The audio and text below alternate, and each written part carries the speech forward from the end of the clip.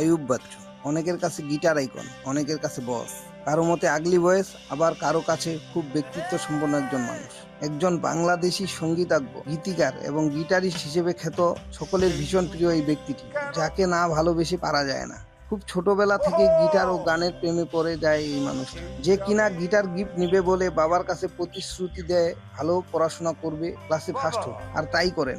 বাবাও কথা রাখেন, কিনে দেয় গিটার। শুরু হয় পড়াশোনার সাথে সাথে গিটারের সুর বাঁধা।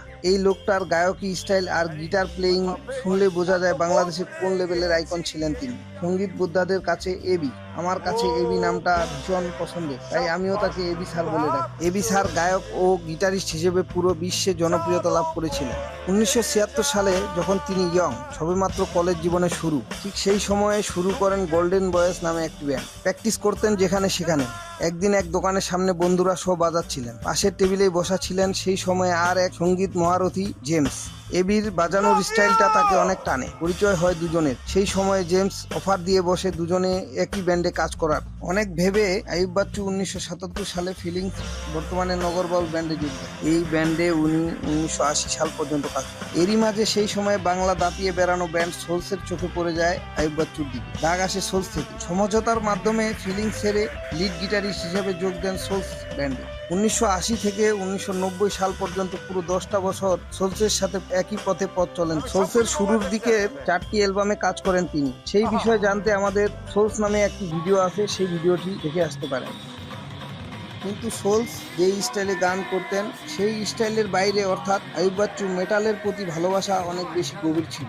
আবারও সোলসের সাথে সমঝোতা করে নিজের ব্যান্ড আগলি বয়েস গঠন করেন। যে মানুষটা ছোটবেলা থেকে lead Zeppelin, deep purple, queen, the Jimmy Hendrix এবং বাংলাদেশের নয়ন মুন্সি এছাড়া বিভিন্ন মেটাল মাইন্ড ব্যান্ডগুলোর গান শুনতেন, গাইতেন, বাজাতেন, সেই মানুষটার মেটাল ব্যান্ড গঠন না করে উপায় আছে। এরপরে 1991 দিকে তার ব্যান্ডের নাম পরিবর্তন করে দ্য ইয়েলো রিভার ব্যান্ড রাখেন। সেই সময়ে ব্যান্ডের লাইন আপে ছিলেন আমাদের সবার প্রিয় কিবোর্ডে এসআই টুটুল, বেস গিটারে শহীদুল হাসান স্বপন, ড্রামসে হাবিব আনোয়ার জয় এবং ভোকাল ও লিড গিটারে বস মিউজিক। এই ব্যান্ডটির নাম ডাক করতে খুব বেশি সময় লাগেনি, অল্প সময়ে দেশ ছেড়ে বিদেশেও নাম ডাক করে ফেলে। 1991-এর মাঝামাঝি সময়ে ভারতে প্রোগ্রাম করতে গিয়ে আয়োজক কমিটি তাদের ব্যান্ডের নাম ইয়েলো রিভার ব্যান্ডের পরিবর্তে লিটল রিভার ব্যান্ড নামে ডাকে। নামটি বেশ ভালো লেগে যায় আইয়ুব বাচ্চু স্যারের। পরে তিনি সেই লিটল রিভার ব্যান্ড অর্থাৎ এলআরবি নামেই তার ব্যান্ডের নামকরণ করেন এবং এখন পর্যন্ত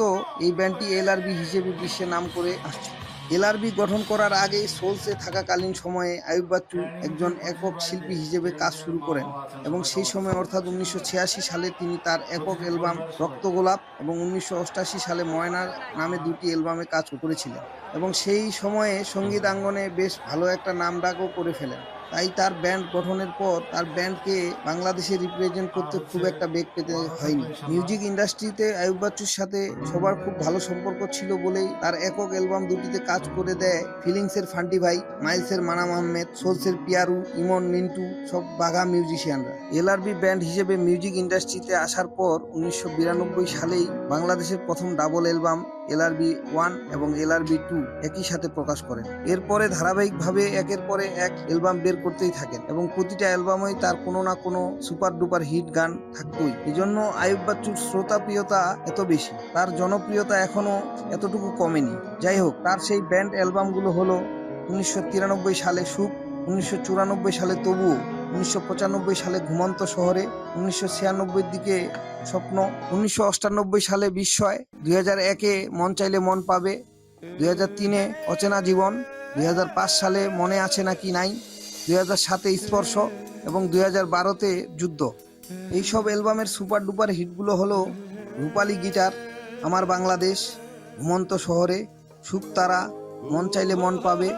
আরও অসংখ্য গান রয়েছে যেগুলো ইউটিউব করলে আপনারা পেয়ে যাবেন। রক্ত গোলাপ ও ময়না ছাড়াও আরও অনেকগুলো একক অ্যালবামে আইয়ুব বাচ্চু কাজ করেছেন। সেই একক অ্যালবামগুলো হলো 1995 সালে কষ্ট, 1998 দিকে সময়, 1999 একা, 2002 সালে 3টি একক অ্যালবাম প্রেম তুমি কি, দুটি মন, কাফেলা, 2003 সালে প্রেম প্রেমেরই মতো, 2004 পথের গান, 2006 2টি একক অ্যালবাম ভাটির টানে মাটির গানে এবং জীবন, 2007 সাউন্ড অফ সাইলেন্স, 2008 রিমঝিম বৃষ্টি, 2009 সালে বলিনি কখনো এবং 2015 সালে জীবনের গল্প।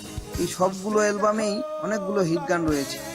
তার মধ্যে কিছু গানের নাম না বললেই নয়, যেমন কষ্ট পেতে ভালোবাসি, আমিও মানুষ, প্রেম তুমি কি, ছবি আঁকো ইচ্ছে মতো, উড়াল দেব আকাশে, ঘর, দুটি মন, বাবা, প্রেম প্রেমেরই মতো। সবচেয়ে বড় ব্যাপার হলো একজন শিল্পী বছরে 3টি অ্যালবাম বের করে, তার প্রায় সবগুলো গান হিট হয়।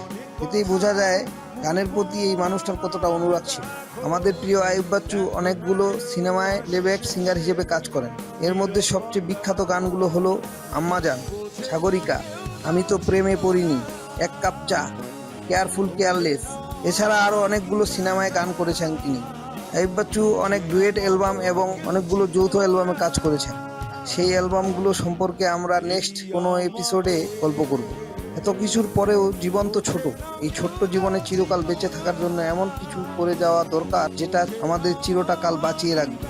যেমন করে আমাদের প্রিয় আইয়ুব বাচ্চু বেঁচে রয়েছেন সবার মাঝে। তার মৃত্যুর দিনটা আমাকে খুব ব্যথিত করেছিল। 18 অক্টোবর 2018 সকাল 11টা টিভির সামনে বসেই দেখি আমাদের প্রিয় আইয়ুব বাচ্চু আর নেই। সেই বিষয়ে কথা বলার ভাষা এখনও আমার নেই। তার স্মরণে চট্টগ্রামের প্রবর্তক মোড়ে 18 ফুট উচ্চতায় একটি রূপালী রঙের গিটারের ভাস্কর্য তৈরি করা হয়।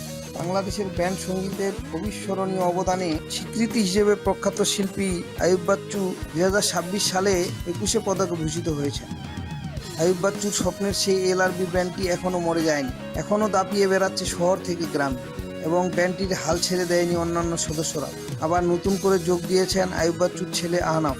আশা করব এলআরবির মতোই চিরটা কাল সামনে এগিয়ে যাবে। সব সদস্যরা মিলে আইয়ুব বাচ্চুকে বাঁচিয়ে রাখবে এলআরবির মাধ্যমে চিরটা কাল। নতুন প্রজন্ম এলআরবিকে শুনবে নতুনভাবে, আর এভাবেই বেঁচে থাকবে যুগের পর যুগ। আজ এ পর্যন্তই। ভিডিওটি ভালো লেগে থাকলে লাইক এবং সাবস্ক্রাইব করে আমাদের পাশে থাকুন। Bye bye.